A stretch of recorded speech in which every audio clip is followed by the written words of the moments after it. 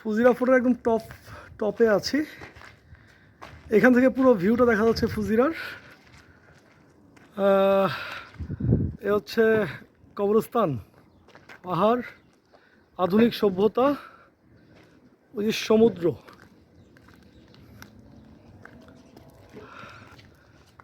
খেজুরের বাগান। আর এই হচ্ছে সেই সময় আরব সভ্যতার কিছুটা ডামি করে রেখেছে। আর এই হচ্ছে ওই সুফি আদলে যে গ্র্যান্ড সায়েদ মসজিদ, ওইটা। ফুজিরা ওরকম দুবাইয়ের মতো না, এত চাকচিক্য ভবন নেই, পাহাড়ে ঘেরা পুরো শহরটা।